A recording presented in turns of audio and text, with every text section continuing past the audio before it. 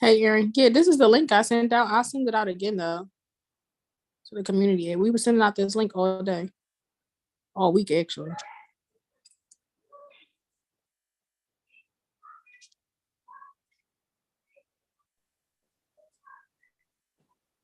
All right, it's all good. I'm gonna get started. I got it streaming on YouTube. So Okay.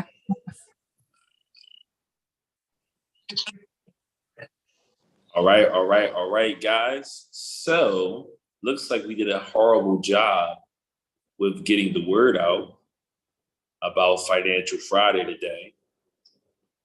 All right, mainly because I just promoted to my clients.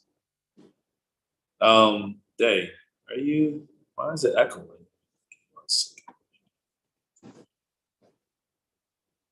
Oh, I know why. All right, sorry about that. I'm still getting used to this YouTube Zoom sharing. Let's move my screen up.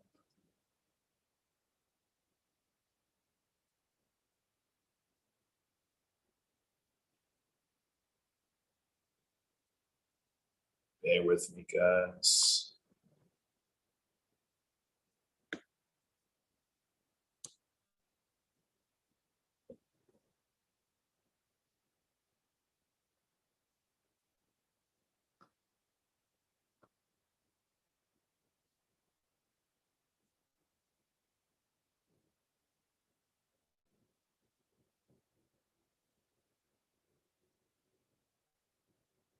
All right. That's good.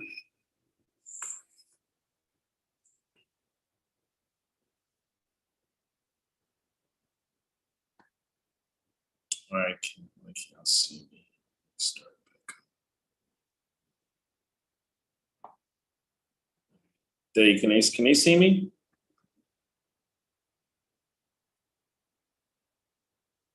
Yes. All right, perfect. All right, so guys, I'm just going to dive into it. So, welcome to Financial Friday. Still getting used to all this new technology that I'm using, but I'm just using it to magnify my voice and to magnify the financial literacy.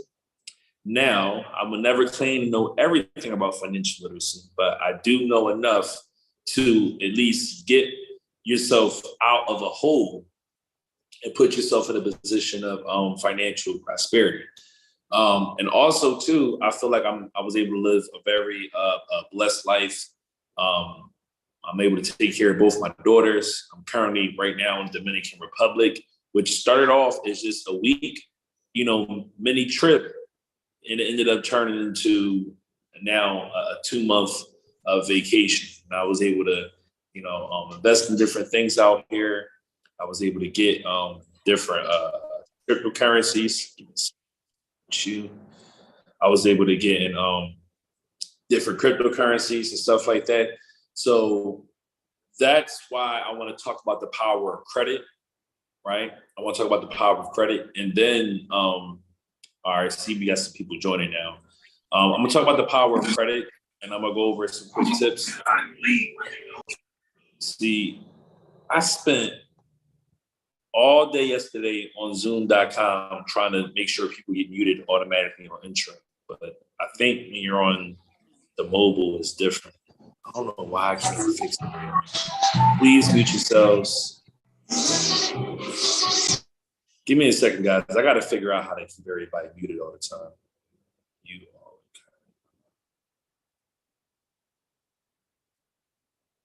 All right, I think this is good. All right, cool. So, matter of fact, let me make Day an admin.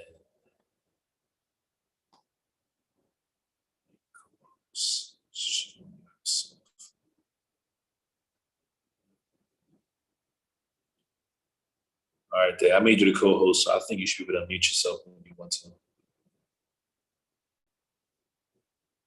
All right.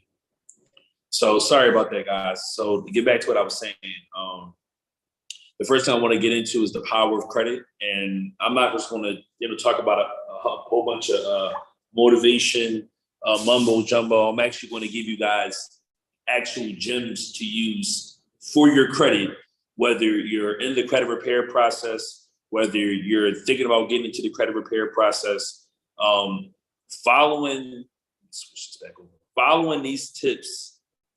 Oh, that's better. Following these tips is going to help you maximize your credit. So let's talk about when your credit is bad, right?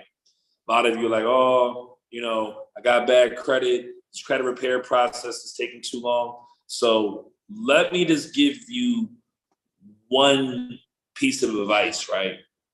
Number one, start networking with people who have good credit. That's number one. Number two, start an LLC. Now, I was poking around YouTube and I seen some accountants talking about how everyone shouldn't start an LLC. It's not good for everybody. Listen, yes, everyone does not have to start an LLC, right? Everyone does not have to start an LLC. However, I ask people, do you want to have a normal life or do you want to have an extraordinary life? Right? Because if you do the things that normal people do, you will have a normal life. But if you want to have an extraordinary life, you're going to have to turn things up a little bit, right?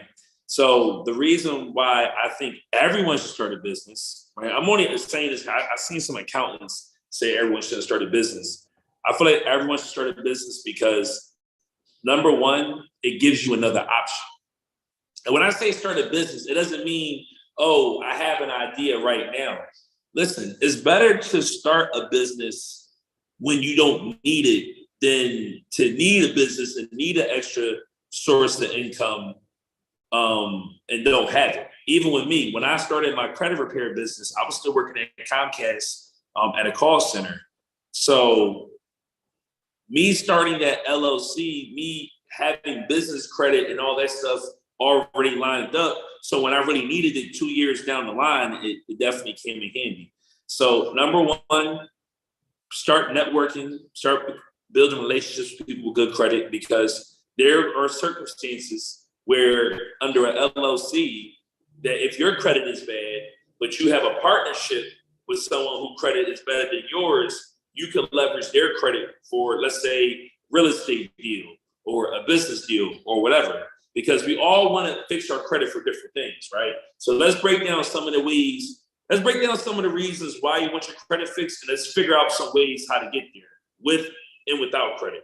So let's say a car. Let's make it real simple. You want to get your credit fixed so you can get a car. Okay. Number one, let's figure out what kind of car you want and why you want it.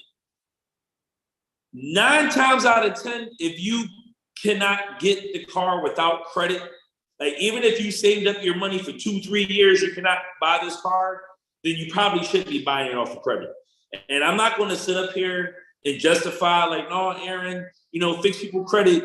And if they want to go mess it up and go get business and stuff like that, that's on them. That's not how I rule.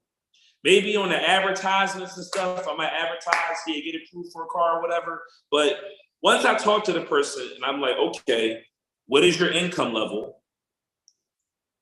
How much is this vehicle you're trying to buy?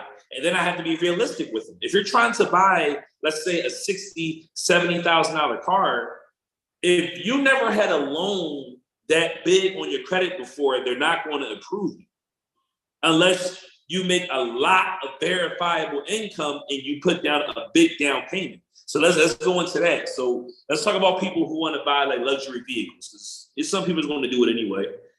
Just understand that if you never paid off a loan that was like $20,000, $30,000, even $40,000 before, there's a very small chance you're going to get approved for a brand new luxury vehicle. But a brand new luxury vehicle, especially around these times, are in the 60, the 70, the 80,000s. I remember when I first hit the 700 club and I went to go buy a Jaguar and I was so hyped, like, yeah, I got approved. I don't gotta put no money down. But they say, yeah, but only on these cars. Because they basically said if I wanted a brand new Range Rover, I think the cheapest one was like $80,000. And I think they approved me up to $60,000 based on my income, based on my credit score and based on the highest debt that I ever had. Because I think the previous car loan I had, I think was like 20 or 30,000. So they approved me for 60,000. So just understand that if you've never been approved for a car that's anywhere near the car you're trying to get, they're going to start you off with a smaller limit, or else they're going to make you get a big down payment. So just understand that, right? So here are some ways you can get around that, right? If you get an LLC, right? If you get an LLC and you build credit on that LLC, you can then get a $20,000, $30,000 car, even if you never had one. And then once you pay that loan off, you can keep getting more and more expensive cars. So here's the reason why I would tell people to do it that way, right? So, and I was debating with an accountant about this, right? I was debating with the accountant, but I was debating this video. Let's say you're someone who drives Uber. Let's say you're someone who drives a lot, right? The reason why I'm gonna tell you to start a business, okay, now as you start a business, you can at least write off your mileage. And great example. The fact that gas is so high right now, right? Gas is so high right now. And if you guys had an LLC set up, you guys could have been writing off your gas as a business expense, because all you had to do was while you're driving, not while you're driving, but let's say while you're in your car, you made Instagram videos. And let's say those Instagram videos, you wasn't even in them. Let's say you just made posts about cars. And then you say you set up an LLC, Aaron's Cars.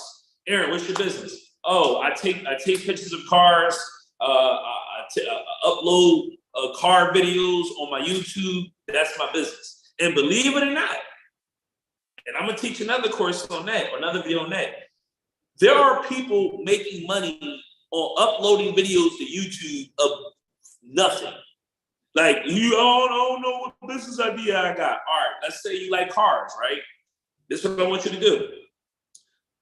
Google royalty-free videos, find videos of the cars you like, go on YouTube, create a YouTube page, Aaron's Cars, whatever you want to call it, right? Build, start uploading royalty-free videos to the YouTube. Do it while you're sitting in your car, and now your gas is now tax deductible. Well, why can you write off this gas? Oh, well, I have a YouTube channel about cars, so I have to drive my car to, be able to give people, my review on them on my YouTube channel. Boom, boom, boom, boom, boom. Why? Because people know people make money off of YouTube. People are making money off of upload stuff like that. So now you got a way to write off your gas. Now you're saving money. See, people was thinking about the gas, saving money on it 2 years ago. Now everyone's trying to stay in the house.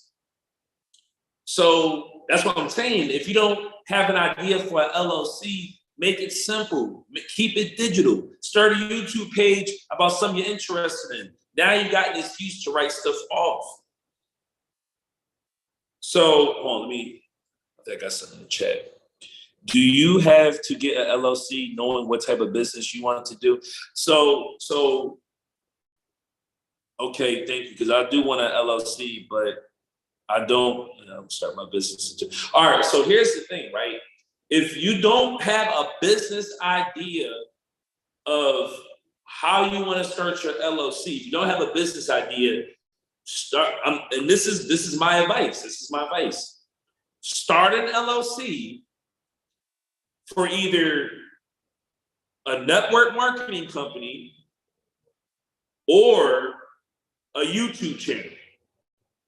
Because those are like the two easiest businesses that I know that you can set up that fast, and they pay you a 1099 income, which therefore justifies the reason of making an LLC. So for example, one network marketing company I'm affiliated with is Legal Shield.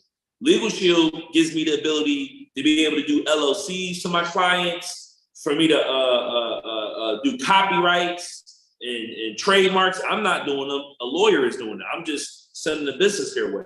So now I can make an LLC out of that.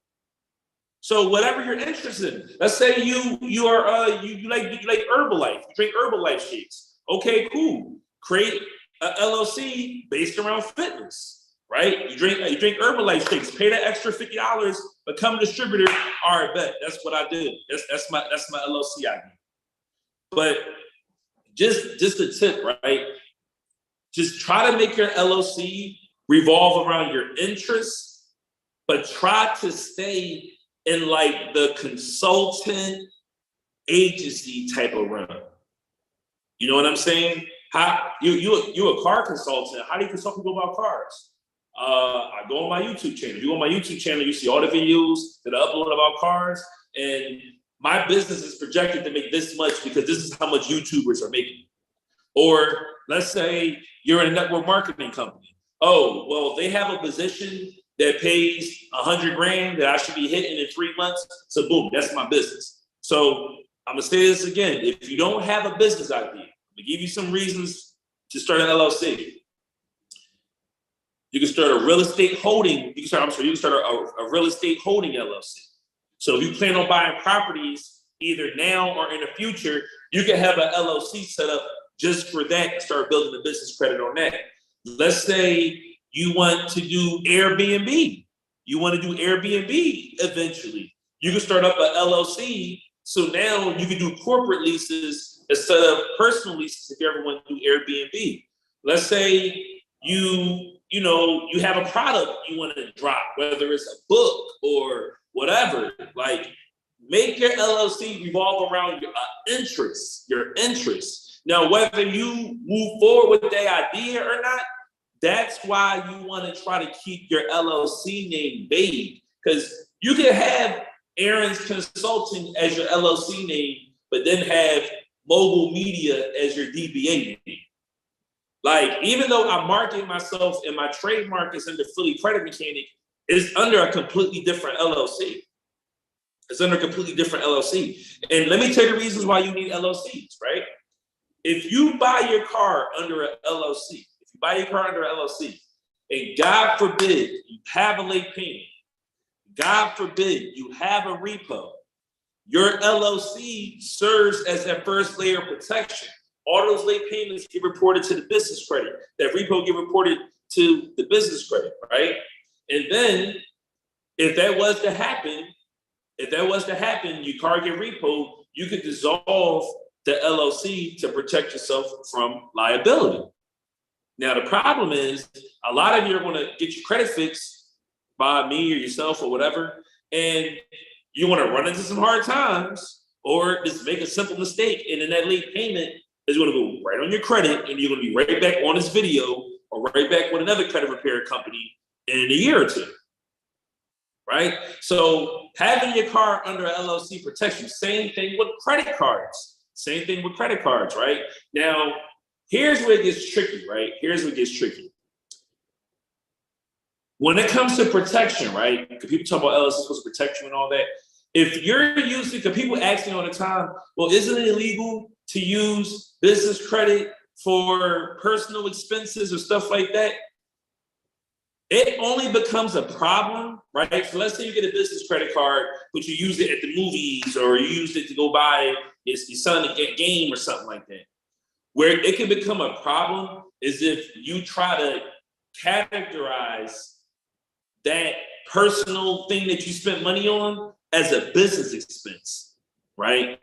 It only becomes a problem is if you're getting sued or you're going through a divorce and you try to say, oh no, my business and my personal money was completely separate. No, they were being commingled. That I tell people, setting up an LLC for credit is only for protection against like collection companies and late payments and stuff like that.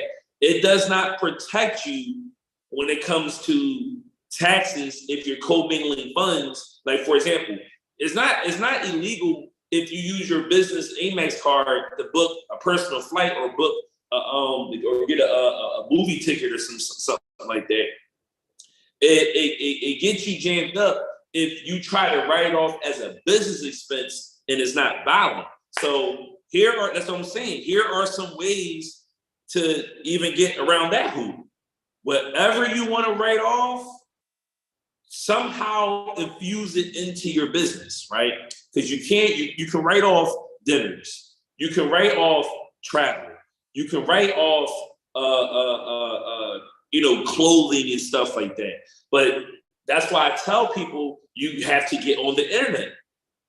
Because if you ever get audited or you're sitting there with your accountant, they're like, well, why you think you can write off, these shoes? Oh, because I posted on my YouTube channel and I put it on my blog.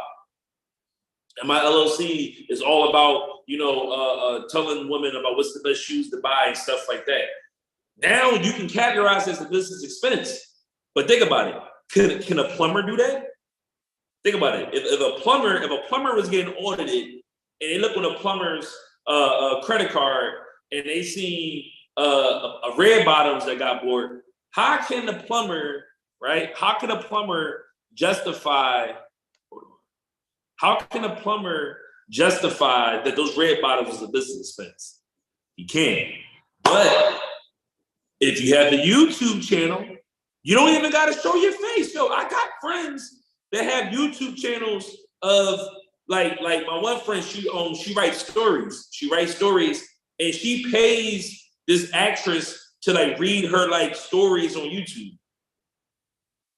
And she gets a bag like that. You don't even know it's her doing it. That's what I'm saying. And when you tie your lifestyle to an online business like that, that's how you can justify writing off expenses and stuff like that. I'm giving y'all all the reasons why I need an LLC. So number one, right, it gives you an extra layer of protection. Well, matter of fact, I want to make sure I'm answering everybody's question.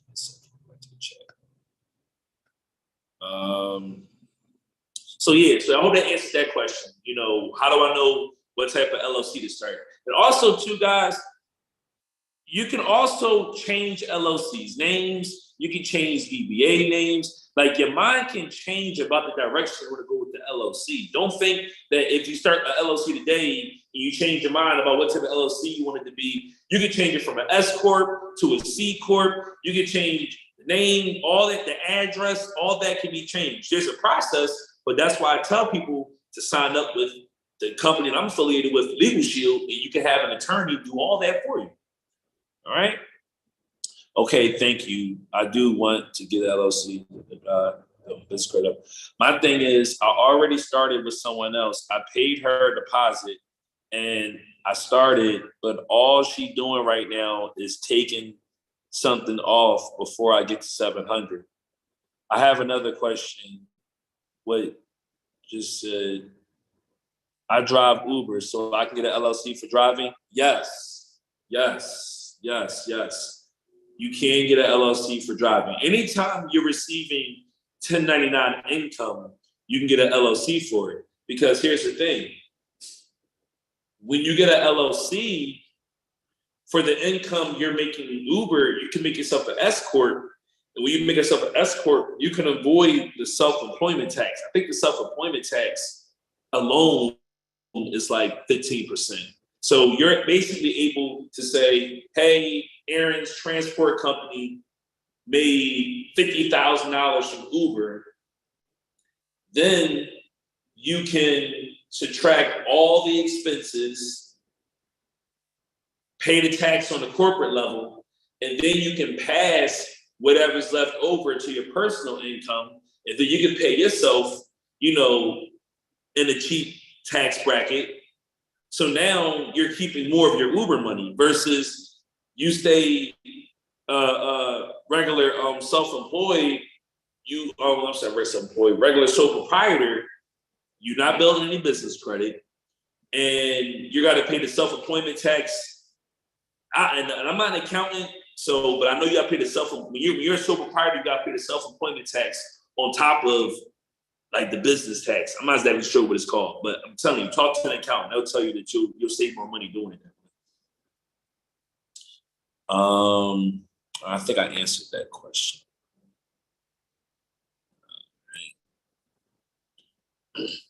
So I think I pretty much covered why you need an LLC when you're buying a vehicle, because it just protects you.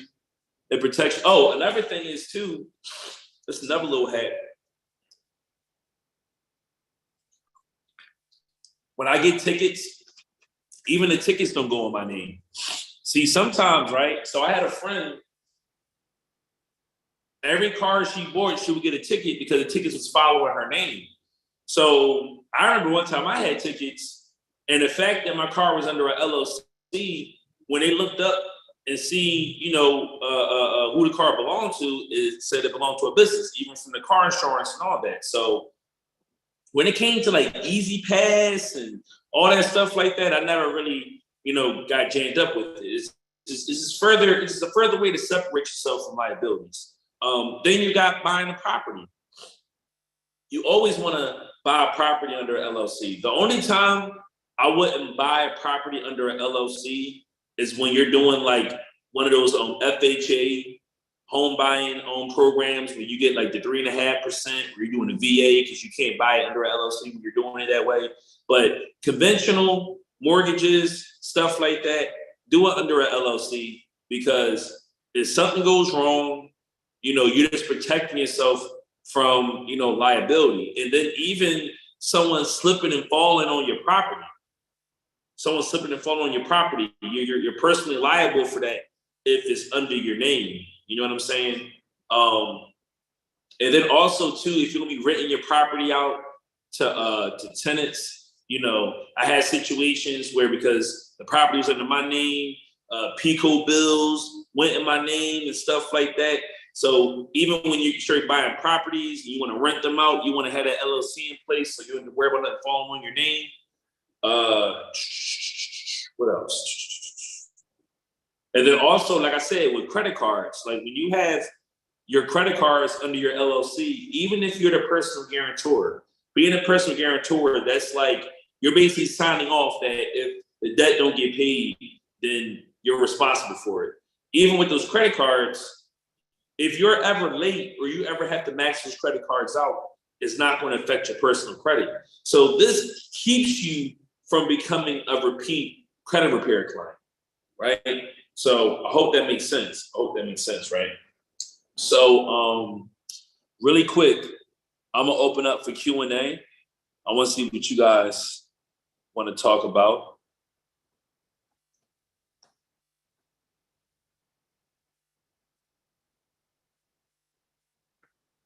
You guys want to ask some questions?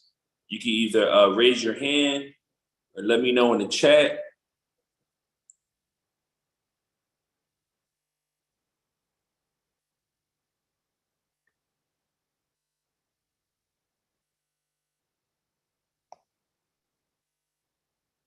All right, I don't think anyone got any questions right now. So really quick, guys, I'm gonna give you a number to text so you guys can stay updated with everything I have got going on. 2, 5, 4, 6, 3, 2, 7. So if you text that number, you get direct access to me. You guys can ask questions. If you need links to anything, you need me to answer a quick question, you can definitely shoot it there.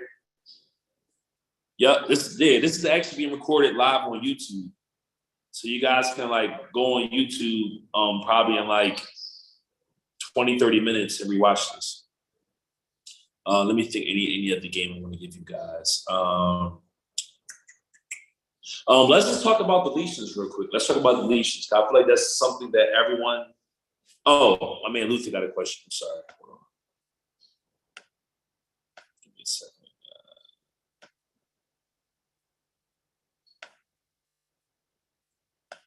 All right, unmute yourself, Luther. What's up, man? Hey, what's going on, bro? Ain't nothing. I had a quick question, man. Me and my wife got a repair company, right? A credit repair company.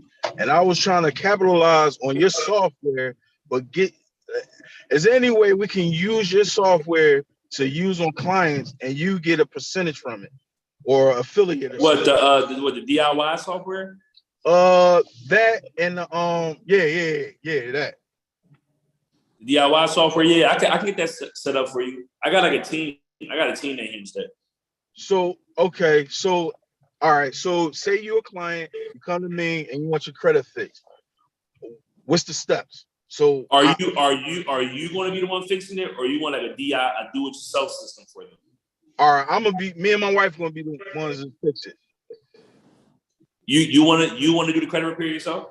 Right, but I want to automate it and I want to use your software though.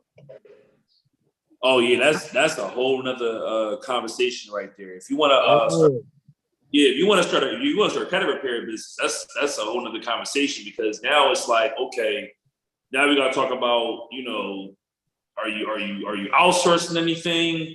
How are you generating your clients? What type of disputing you want to do? Because all companies don't dispute the same. So like me in particular, I do faxing, I do direct mail, and I follow the 6-step process where it goes through the verification, where it goes through the mismatch of information, where it goes through trying to get them to not respond fast enough.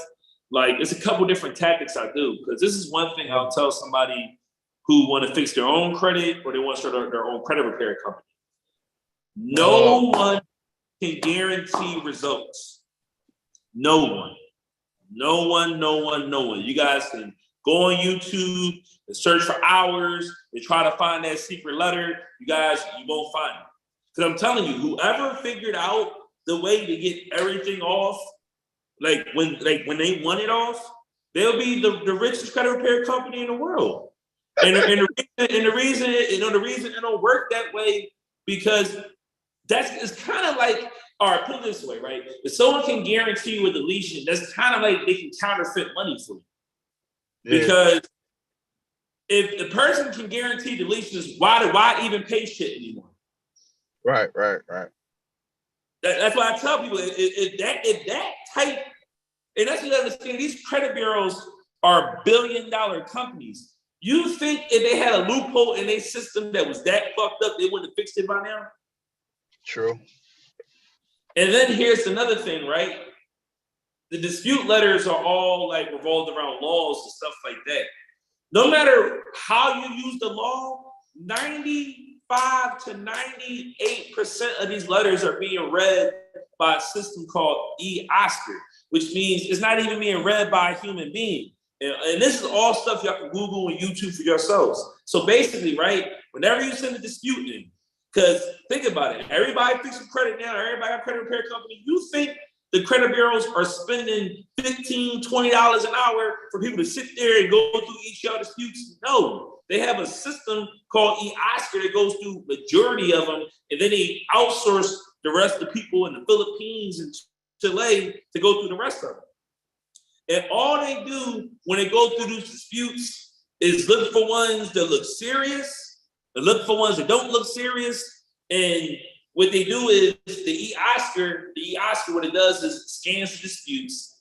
It looks you up in a database. Had this person sent a dispute before? Had they disputed for this reason before? Then they can do one of two things, right?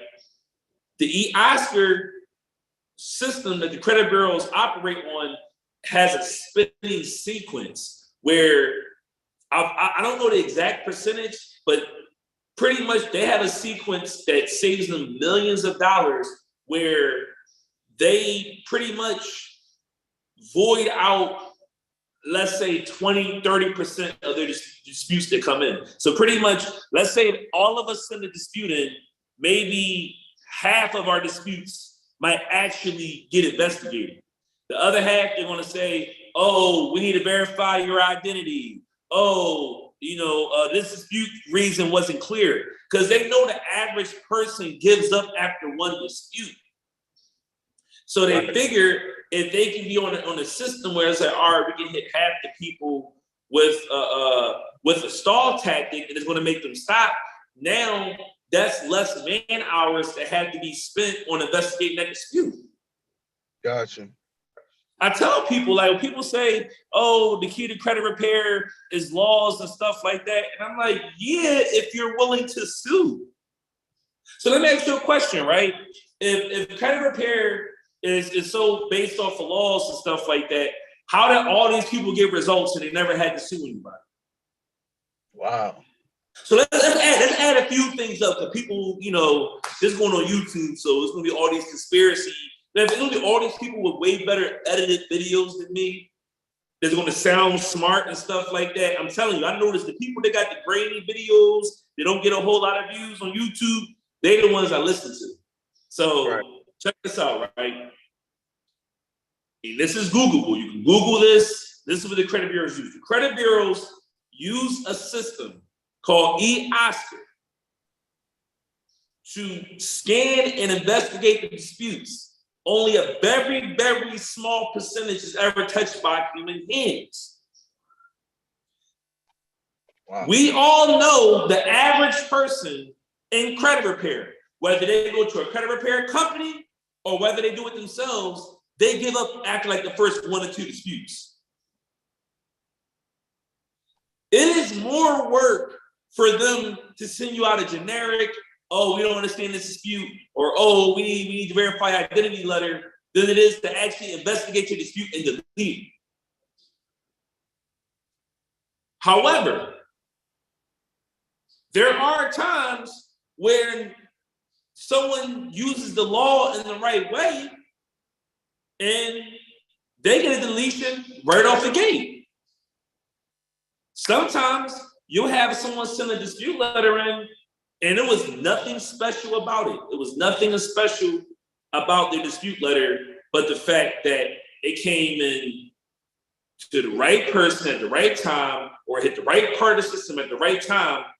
And the system flags it as, oh, wow, we either have to void this or delete it because we only have 1 more day to respond by law. Like their eOscar system is that powerful where it knows like, oh, damn, we haven't checked on this in 25 days, 30 days. So sometimes the system will delete it out of fear of error.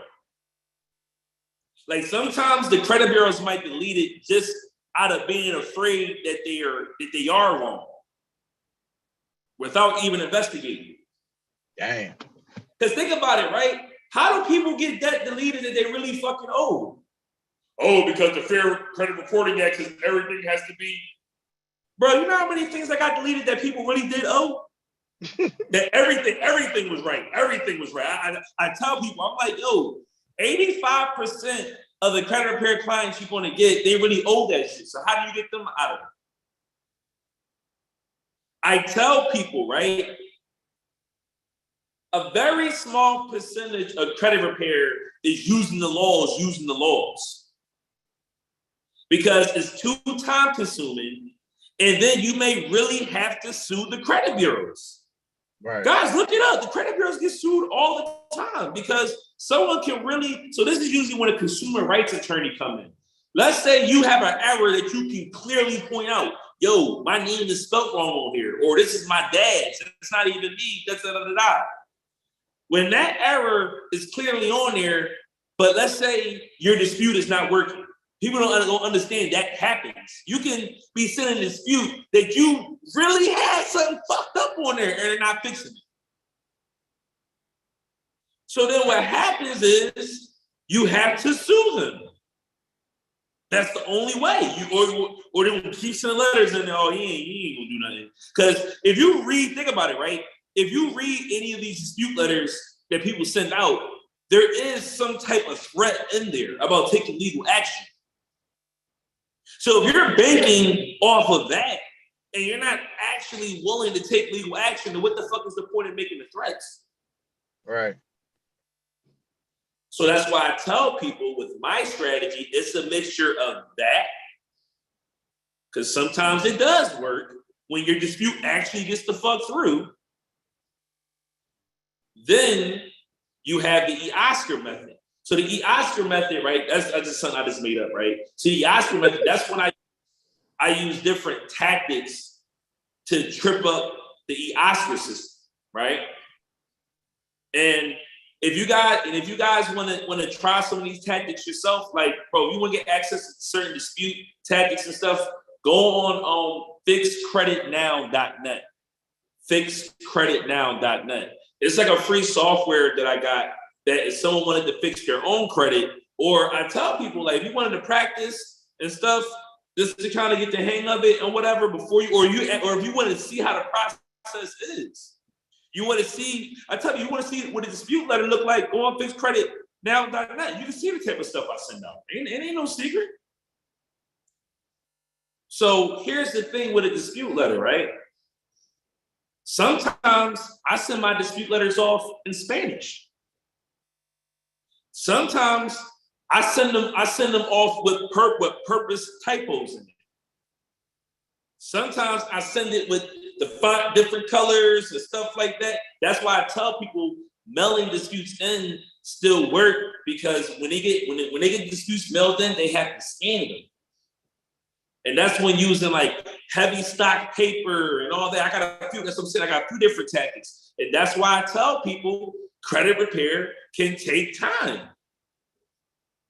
Yeah. Credit repair can take time because legally, then I go back to the law. Legally, the credit bureaus know they got 30 days to do whatever they got to do. So that means whatever you do, whatever you send out, 30 days, you don't know shit. Guess what else that's like? Running Facebook ads. Because I'm about to start teaching people how to start online businesses. And one thing that I'm going over is Facebook ads. And I'm like, yo, you're running Facebook ads, you got to spend money for almost a month before you really know it works.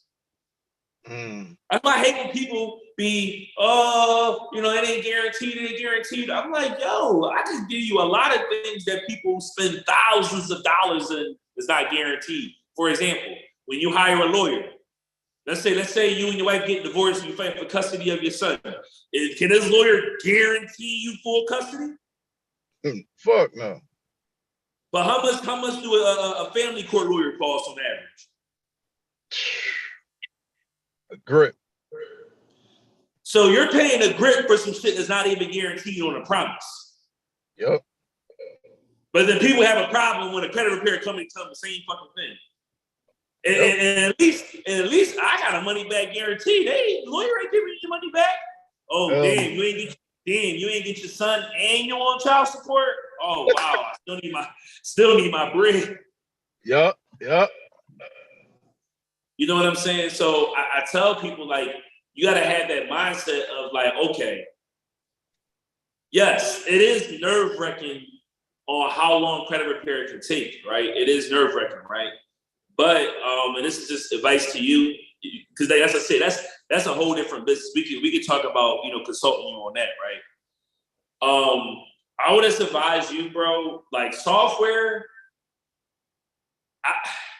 I would tell you to focus more on the marketing software first, because honestly, like there are systems that I tell people like having a credit repair software can make the process easy and simple. Because like now that I'm like deeper in the game, I'm like, yo, I really could have like kept, because the way CRM systems are now, I could have really like just kept the whole credit repair operation on this one CRM and just focus everything on the marketing.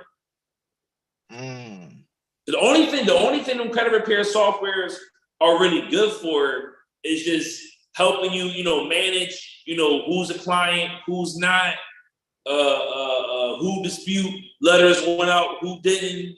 It gives them a little port. That's probably the only thing that I like is the client portal. But with that, you can set up an email automation that sends them an email every time the results get updated. So now, like, that's what I'm saying. Like, if I knew what I knew now, I wouldn't even use the credit repair software.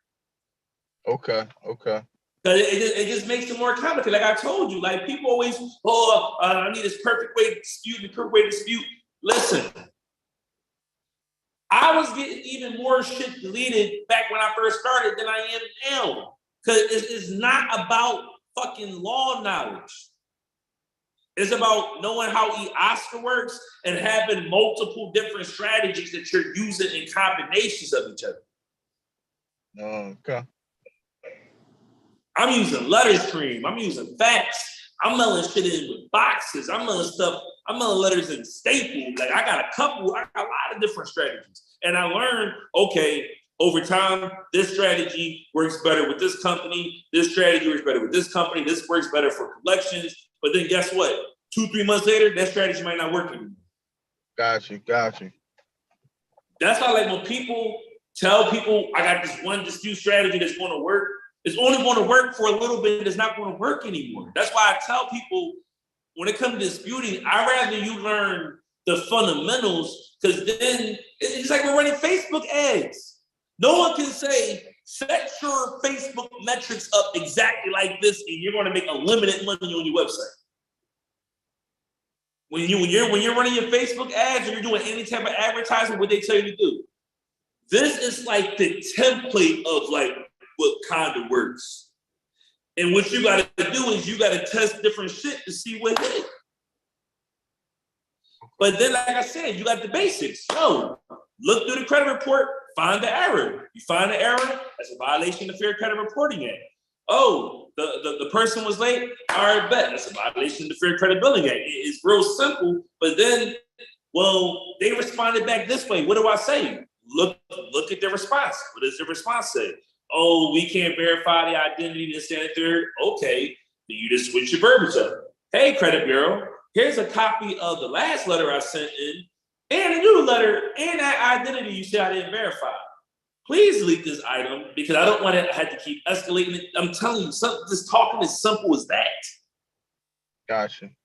That's why I tell people credit repair is not so much about the disputing method. It's about the different conjunctions of way you use the disputing method. And then also understand that you can possibly be that one person that takes 6 months, that takes 3 months, that takes 4 months, that takes 8 months, that takes 9 months. Everybody is different. Now, in a year, and you ain't see no results, then maybe the strategy you using was fucked up. But I tell people like, yo, even a good disputing strategy can take 60 days, 90 days, 120 days to see. And that, like I said, that's not guaranteed. It's literally a law that says you can't guarantee results. It's called the Credit Repair Organizations Act. Is this guaranteed? I can't guarantee it. Well, why can't you guarantee it? The same reason why a lawyer can't guarantee that you're winning a divorce. The same reason why a doctor can't guarantee that surgery is going to go right. Right. So, but then so people don't. So look, then when people say, "Well, if that's not guaranteed, then what can you do for me? What is guaranteed?" You know, he said, "What is guaranteed?" Okay. I can guarantee you that I can make you an LLC. I can guarantee you that we can get some net 30 accounts on here. I can guarantee you that you can at least turn this into something you can make money off of. I can guarantee you that if you build this business credit for 6 months, you will be able to finance a vehicle with no social security number. Oh, well, I want to buy a property. Okay, that's a little bit different. Buying a property, this is why I try to explain to people when I tell them credit repair is guaranteed. But what can I do? Because I still want to help you hit your goal. So they say, like, well, I still want to buy a property. Well, you're going to have to look at untraditional methods of buying properties, right? And because even if you build your business credit up, you're not just in your LLC name. Well, no, I can't say that because if you have an LLC and you have at least a 600 credit score, you can get funding. You can get funding. But here's the problem, right? Y'all be having bad credit scores, but your usage in your credit card be high. See, you can't just say, I want to fix my credit to get real estate, but you're currently fucked up. Like the mortgage people, the people that's giving you this money, they want to see some type of income. So that's why I tell people, number one, you don't even want to get into real estate if your bag ain't right. I don't care what nobody say. I hate all these, rags to riches. I was broke and in the real estate, I ended up. You know how hard you gotta fucking work to have no money in real estate and go from zero to nothing? Number one, you have to cold call. You have to cold call. I'm telling you, if you don't have any money and you want to get in real estate to make money, right? You got to do a lot of cold calling. You got to knock on doors, right? You have to be an amazing negotiator, which comes along with sales, having sales skills. So that's why I tell people that's, oh, I want to get my credit together so I can, let's focus on more simple businesses, more simple ways if you make an income to start paying this debt down. Because there's some businesses I would not tell you to go into if you're in like drowning debt. Because if I look at somebody like, if you're in drowning debt, like, oh my God, like I can't, like I could barely pay my bills every month, I would not tell you you'll go jump in real estate. However, I might tell you, hey, why not? And I'm not promoting, telling anybody to join Legal Shield. You're more than welcome to if you want. Let's say, for example, someone was down on their ass and maybe they had $100 left, and eventually they want to get in real estate. Or matter of fact, I'm gonna tell you what I did. Right? I wanted to get in real estate, but I didn't have any money, and I was living check to check. So I said, okay, what is something that I can make money off of that I'm good at?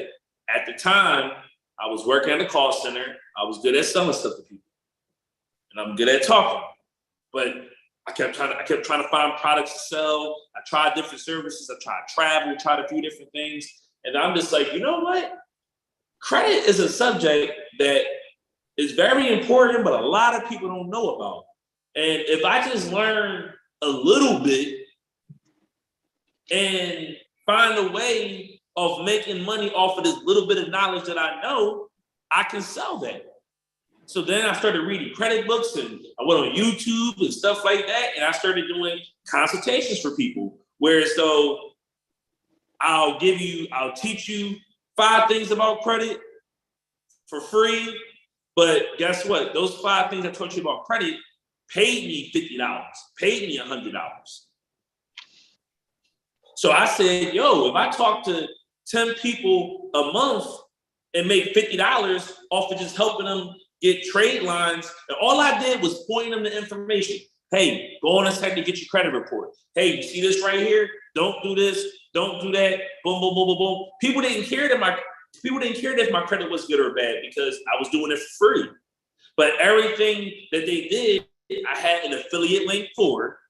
They got the LLC. I got paid off of that. They got the secure credit cards. I got paid off of that. I got paid off for all these things, and I was using that money to start helping me get my head above water. Then once my head is above water, okay, I got a little consistent income stream. Now it's a lot easier to get approved for funding for real estate. And then guess what? When you get approved for funding for real estate, I want you to start with something small like 50,000, 100,000, something light. It grinds my gears when y'all want to get in real estate. Y'all want to start off with these $200,000, $300,000, $400,000, $600,000 properties. You know how much mistakes you can make with a property that expensive? That's why I tell people, start in the hood because it's cheap. You'll always be able to find a tenant in the hood. You'll always, you know why? Because there's more people going broker than getting richer. Always remember that. There's more people falling off. I'm telling you, there's more people running to the hood than running to the suburbs. That's just how poverty works. And I tell people to make your mistakes in the hood and then use that hood house to get you out of the hood eventually. Because you don't want to buy all your properties in the hood. But I tell people, when you don't got a crazy bag behind you, so this is to the person that has bad credit and their income fucked up, right? Find businesses where you're doing either finger pointing or you're doing something very minute to pay some of that debt down, start getting caught up on your bills. So now it's easier to fix your credit. Now it's easier to qualify for funding. Because I'm telling you, there's mortgages you can get with a 600 credit score. But they at least want you to be up to date on your bills. They at least want you to be up to date on your bills. But hold on, Luther, I'm gonna mute you real quick. I want you to hit me up on the side note for the credit repair stuff, though. You know what I'm saying? So that's why I'm about to start tweaking my service a little bit, because here's the thing, right? These are the problems I'm learning about people with credit, right?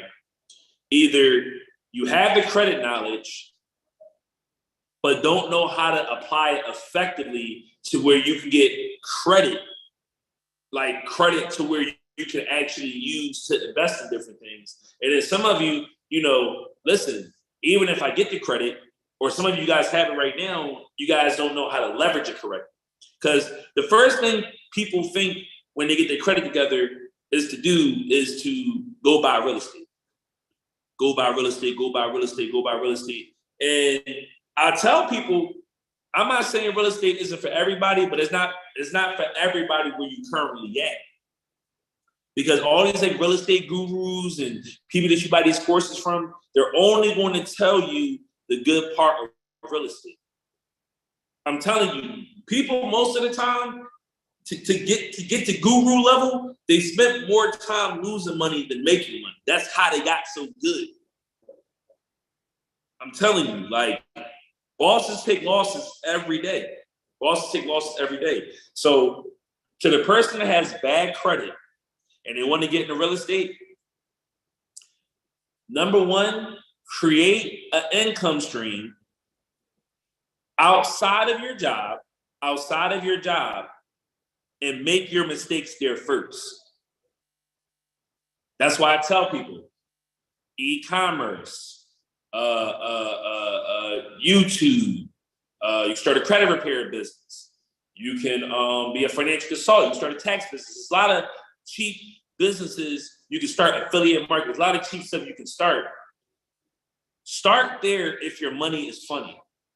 If you don't got a couple of thousand in the bank, I honestly feel like to go into real estate, even on a hood level, I want you to have at least in this economy, I say you have to have at least like 10,000 in like emergency savings. Because I hate when these gurus try to paint to y'all that credit is supposed to be like your emergency savings account. It's not. It's not. Your credit is not your emergency savings account. Don't be like, go rehab this property with this credit card. And okay, what happens if the rehab don't go good? What happened if permits get fucked up and all that stuff happen? And then you just can't pay that credit card back. That's it. So I would tell anybody at least get about 10,000, at least 5,000, in a tuck before you go into real estate. Don't go into it, on E, because you have no room to make mistakes. And if you are going to go into real estate with your money on E, there you will have to do work. You will have to do some type of wholesale. That's the only main way to make money in real estate without using money, and that's through wholesaling. Wholesaling requires cold calling, which people would tell you, you know how to cold call? Well, then you have to hire people to cold call, which is more money you have to spend. And you're going to have to go knock on doors. And I'm telling you, the average person is not built for that. However, if you're like, no, I want to get into real estate, this, that, and third, then hey, all power to you. And I would tell you, if you have bad credit, you teach wholesale. So here's the thing, right? I hate saying I teach this, I teach that, because I don't want you guys trying to label me an expert in all these different fields, because you be the jack of all trades and master of nothing. I've just done a lot of things and made and lost money in those things, and I know what works and what don't work. That's why I know what to focus on. So let's talk about wholesaling for a little bit, right? Because I'm tying this back to credit. So I'm talking to the person, Aaron, my credit is bad. I don't really have that much money, but I want to make money in real estate. The first thing I would tell that person to do is to become an associate with Legal Shield through me, of course, because now you're able to get paid off of LLC creation. You have somebody to make and review your contracts, right? You can do all your wholesaling under your LLC. So all the commissions, all the checks being cut to your LLC. And it gives you a way to make money without having to spend so much money, right? So that's the first thing I would tell you to do. The second thing I would tell you to do in wholesaling is to start walking around. Start walking around. If you can't walk, ride a bike, drive around. That is the best way. I don't care what nobody say online. The best way to wholesale is to go door to door, is to do door hangers, pretty much every way a realtor markets themselves. Door to door, knocking on doors, passing out flyers, wearing a shirt. I buy houses. Hey, you trying to buy your house, you trying to sell your house. Like that's literally what you have to do. You have to go through the numbers. Because chances are, if you go in the right neighborhood, when I say the right neighborhood, these are neighborhoods where there's a lot of foreclosures and stuff like that going on. And there's different softwares that can help you, find that stuff. But like I said, now you start getting into spending more money. See, I tell people the cheapest way to do wholesaling is to do door to door, door to door, door to door. Your program is costing me. I'm going to look at that comment in a second. So, like I said, if your bank account is on E and your credit is bad and you want to get into real estate, the best thing to do is to drive around, look for properties that are distressed, look for properties that are not being kept up as other properties. Go to properties. Go to neighborhoods that have a lot of for sale signs, and just say, hey, I'm a real estate investor. I'm looking to buy a property. Boom, boom, boom, boom, boom. So that's one side of the business, right? Finding people who want to sell their properties. The other side of the business is finding people who have the money. How do you find people that have the money? The cheap way is to go on Facebook, is to go on Instagram and network with people. Hey, I'm looking for real estate investors. I'm looking for people who want to buy properties for cheap, cash, boom, boom, boom, boom, boom. And you build up a list of those people. Then you do the same thing for people who want to sell their houses. And then what you do is, when you find someone that wants to sell their property at a decent price, and you find the person who has cash that's invested in the area, you plug them two together and you take a commission from connecting those two together. Now, of course, it's a little bit more to that process, but I'm gonna let you guys know wholesaling is not an easy thing to do. It's not an easy thing to do. It's a lot of steps in. It's a lot of steps in it. You're dealing with multiple parties. I've seen wholesale deals fall through all the time. That's why most people that's in wholesaling, they wholesale to get out of wholesale. I usually don't meet someone that wholesales and they only focus on that. They usually wholesale, make some money, and they go do their thing, or they take the money they made from their beginning level of wholesaling. They use that to scale their wholesaling, whereas though they're getting more leads and more buyers, and then they pretty much cherry pick off of that for themselves and then sell the rest to other people. Right? Now, I'm not going to go into all the, how to draw up a contract and what softwares to use and stuff like that, because that's like a whole nother thing. And I tell people, like, real estate, you gotta be it's not for everybody. It's not for everybody. Planning is a must. I suck at it. Yeah, I'm gonna be straight up with y'all, right? Because I don't have no course to sell behind this or nothing. When it comes to wholesaling, if you don't like talking to people, and this is pretty much real estate in general. This is real estate in general. If you don't like talking to people, and you don't like the idea of negotiating, and you don't like the idea of having to manage people, then real estate is not for you. Maybe you should just buy one property and just, rent it out and just keep it very, very minute. But I'm telling you, I'm gonna tell you why. In real estate, you got to deal with contractors. In real estate, you got to deal with tenants. In real estate, you got to deal with lawyers and city and taxes, and there's so much that goes into it for so little money. For so little money. Like, I see people brag, oh yeah, I got 5 properties, and they're bringing me in a cash flow of $4,000 a month. And I'm like, yeah, that's cool. And I also have an online business that's bringing me in $20,000 a month, and I don't have to do anything. And yeah, you do have an asset that's accumulating value over time or whatever, but I'm telling people, yes, real estate was the proven way to accumulate wealth back when our grandparents were growing up, and a lot of these older gurus, that was the easiest way to accumulate wealth. But when I tell you times has changed so much, I can, like my one friend, right? She has a YouTube channel where all she do is upload like sounds of like I think she uploads the sounds of like concert music or something like that. Something where she just uploads like sounds, something very random. And she's making $1,000 a month off of YouTube. I have another friend that went on freaking Alibaba and white labeled some like hair bumpers or whatever, tweaked them a little bit, white labeled them,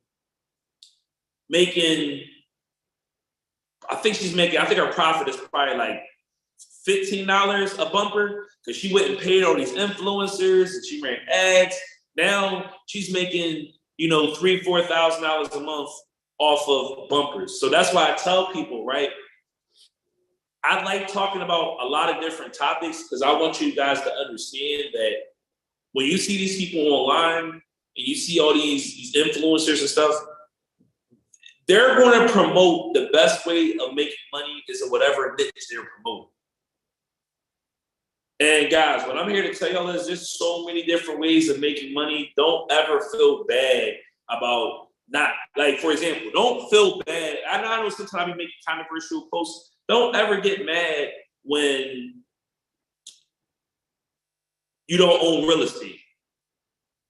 Yeah, you might not own real estate, but you might have an online e-commerce store that's making $5,000 a month. And guess what? That e-commerce person has way less headache than that person dealing with the real estate. But guess what? The person, so I'm gonna tell you the differences, right? So let's say like an e-commerce store I had, right? I think I had a couple stores. I remember I had this one store called Playful Pets, right? So when my website is broken or something's not working, it ain't nothing to hire someone from India or the Philippines and pay them like $50 to get it fixed. And if they don't fix it, then I can just get a refund and get my money back. In real estate, when something gets broken, you might have to hire 3 people before it actually gets fixed. You know what I'm saying? Then you got to pray to God. You better pray to God that tenant you got to lose their job or something happen like that, or some new law gets passed and they got to pay their rent. You know what I'm saying? So I want you guys to shift your mindset on the things that you could use credit for, because it's not just for getting you into real estate or getting you into a car. I feel like these days, the best way to invest your credit is in an online business. An online business can be an online agency. So you could be someone that you do websites for people, you run ads for people, write books, stuff like that. Listen, You guys right now, go on Fiverr.com right now, hire a ghostwriter and have a bestseller on Amazon by next month. That's how easy it is to make money these days. Like, you don't gotta go buy a property. You can go pay a ghostwriter, write a book, pay a graphic designer, make you a cover, get Legal Shield to copyright your book, upload it to Amazon, they'll publish it for you and pay your royalties. Then, sorry about that, I didn't put my charger in.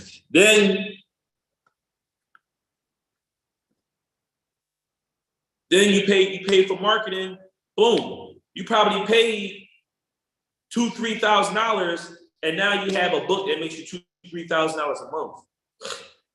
Yo, I had so many business ideas. What's the name for the book? You can do on Fiverr.com. A lot of stuff you can go on Fiverr. You can hire a digital animator. I'm really about to fuck y'all heads up. When y'all be going on YouTube for y'all kids and finding little kid shit to watch, you know how much some people are making that make those cartoons for y'all kids? And guess what? It ain't nothing. All this money, y'all want to take $10,000 and $20,000 and $50,000 they will invest in real estate. How about this? How about you pay a ghostwriter, write you some kids stories, write you some kids rhymes, hire a digital animator. You don't just have to go on Upwork. Go to college campuses. Find people who major in drama and English and shit like that. Find people who major in automation and shit like that. Hey, yo, I want to create videos like this for YouTube. But ghostwriter writes a script. Then you find a voiceover person who's going to be a voiceover person. Guess what? Go back to the colleges. The drama, I'm telling you, the drama department, yo, let me tell you about the drama department. The drama department got people to do your voice. They got people to do your voiceovers. They got people who can write you books, scripts, stuff like that. Then you go to the damn tech people that can make you 2D or 3D automation. All right, but I'm gonna spend $5,000 in developing, let's say, 3 seasons of a cartoon for kids. And if you don't think that shit makes money, go on YouTube, look up kid cartoons, copy their page, go on socialblade.com, and you can see exactly how much they're making for every video. You got some of these pages making $2,000-$3,000 a video. They get 1 million views a month, and they don't even got to show their face. They're just plugging pieces together. See, that's what I learned, the science of money. And I'm gonna close it out on this, right? The science to money, guys, is how good are you able to plug different things in.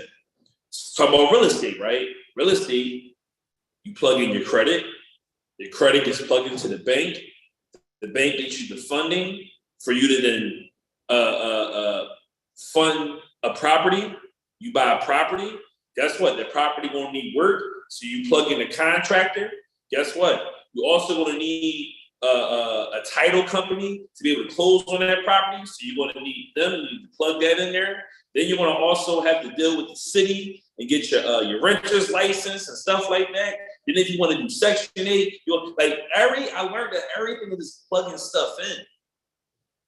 But what I tell people is try different things, and that's why they tap on different things. Try different things and figure out what's for you. I know people who just love real estate. I know people who love real estate, right? I don't love real estate. I know how to do it. I made money in it. I own properties, but I don't love it.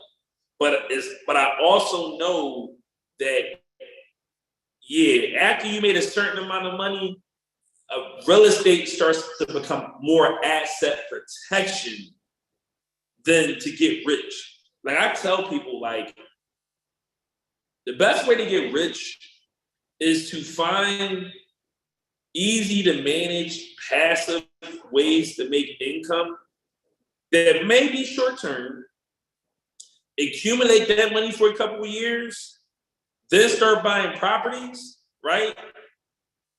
and buy properties where you don't have to depend on the rent. See, that's another thing, right? If you're a real estate investor and you banking on that rent, like, oh my God, this rent don't come in, like I'm fucked up, like that's a bad position to be in real estate. Bad position to be in. That's why I tell people, like already kind of be stable when you get into the buy and hold game. Now, if you want to get into flipping, like I said, like that is a serious team sport. That's what I don't like about real estate. It's a very serious team sport, and it's hard to replace important people. You see, in my credit repair business, it's easy to replace salespeople. It's easy to replace customer service people. It's easy to replace people who work on dispute letters. But guess what? It's hard to replace a plumber, because I might have 3 plumbers come in and fuck up. And by the time they done fucking up, it might have cost me thousands of dollars versus I hired 3 customer service reps. And they fucked up and it might have cost me $100. See, that's not what you guys understand. With these digital and these online businesses, the mistakes are not as costly. Let me tell you about real estate. Everything's expensive about the real estate. The courses are expensive. The contractors are expensive. The taxes are expensive. The houses are expensive. And I learned with the online and with the digital space, you can play with very, very little money, not allocate as much time, and make the same type of money. So guys, with that being done, if you guys want to rewatch this video, it's going to be on my YouTube channel. It's under Mogul Mind Media. And I'm also going to blast out this link as well. And it's also in my link in my bio on my Instagram. So those are all the ways you guys can find it. But I'm going to be tweaking some things. So this would be a lot more structured, a lot more easier to find. But if you guys have any more questions, just reach out to me. You know where to find me. The text the number, hit me up on Instagram, or give me a call.